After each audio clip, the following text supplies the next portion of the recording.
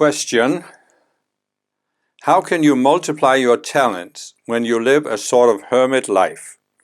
I'm still busy on resolving my birth trauma, but interacting with people or the world still gives me great anxiety. I'm a bit concerned that because of that, I'm not multiplying my talents, because I don't have a lot of interaction with people. Yes, well, I understand that concern. It's clear that, well, as I've said before, the spiritual path has certain stages, and it's important to keep that in mind. So many people, before we come into embodiment, we feel spiritual people.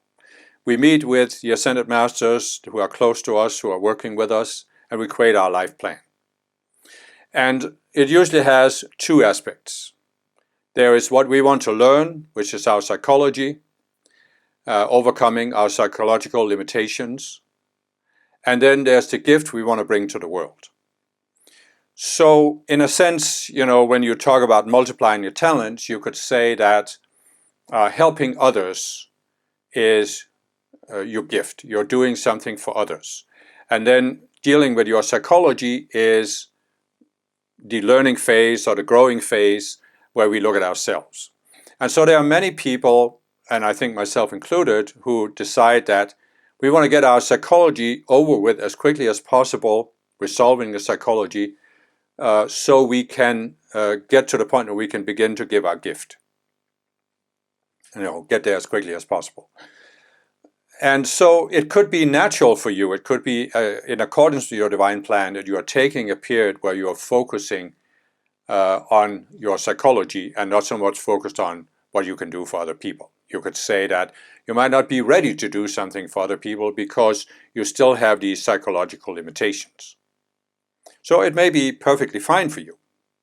But here comes the trick. You're describing that interacting with other people gives you anxiety. And where does anxiety come from? Well, it comes from unresolved psychology. It comes from these subconscious selves that I talk about in many of my videos. So if it's part of your life plan that you overcome that psychology as quickly as possible, the question is, do you achieve the fastest growth by sitting in a cave in the Himalayas, meditating on your birth trauma, even using the tools the masters are given to resolve the birth trauma?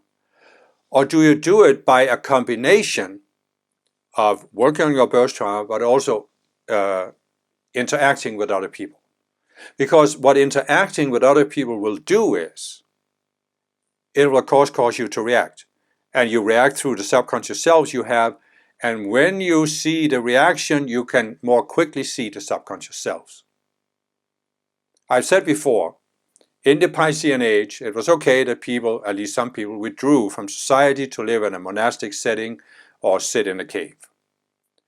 But in the Aquarian age, we're meant to integrate spirituality with our everyday lives, which means that for most people, it's not the optimum growth that we withdraw.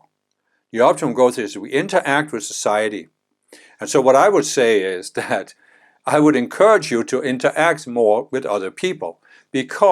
But see, you don't look at your interaction as a way to multiply your talents or give to other people, but as a way to have other people push your buttons. So you discover that you have buttons to be pushed, therefore you have subconscious selves, therefore you can look at them and more quickly overcome them. So, in other words, what I'm saying is that even though we may have a part of our divine plan or life plan that's focused on resolving psychology, the fastest way to do it is not to sit in a cave in the Himalayas. The fastest way to do it is actually interact with other people, use the Master's teachings to discover these subconscious selves and get over them. So, again, it's this, why does it give you anxiety to interact with other people? Because you have these subconscious selves. So, yes, if you could discover your cosmic birth trauma and overcome it, certainly that would have a major impact on how you interact with other people. You wouldn't have the same anxiety. But the thing is, there may be many times, in order to get to the deeper traumas, we have to first look at some more surface traumas that are not as deep. So I think for all people, or at least for most people, it'll be faster to interact with other people in order to discover those subconscious selves and get them out of the way before we can look at the deeper traumas. It's like you can look at your subconscious mind like a creek where the water is flowing, but there's a bunch of rocks in the creek, many rocks, and these are the subconscious selves. They either block the water or they cause it to flow around. So in a creek, there can be one big rock, but there are 4 or 5 smaller rocks all around it. And in order to remove the one big rock, you have to first remove the smaller ones because they're holding it in place.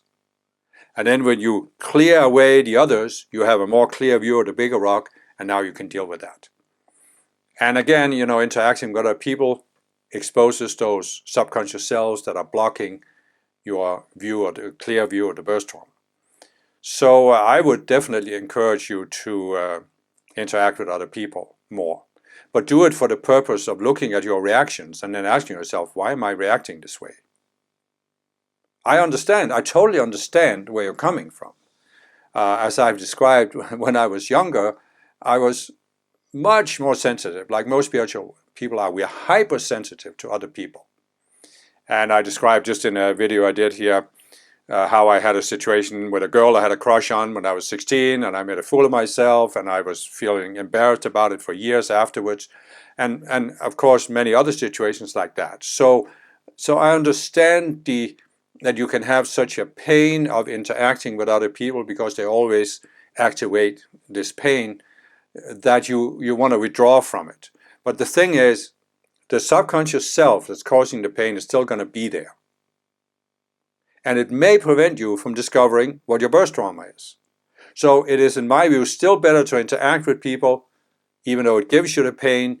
You then look for it. Where does it come from?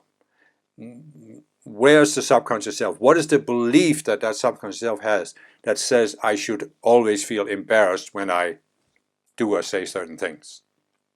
And then use the master's teachings and tools to get rid of those selves, and then you will make more progress. And of course, in order to really do something for others, you have to come to a point where you are not doing it, as I've said before, to change your own state of mind. You're not seeking to help others in order to make yourself feel better, because you've already changed your own psychology. So you can really focus on helping others. And that's what multiplying the talents means.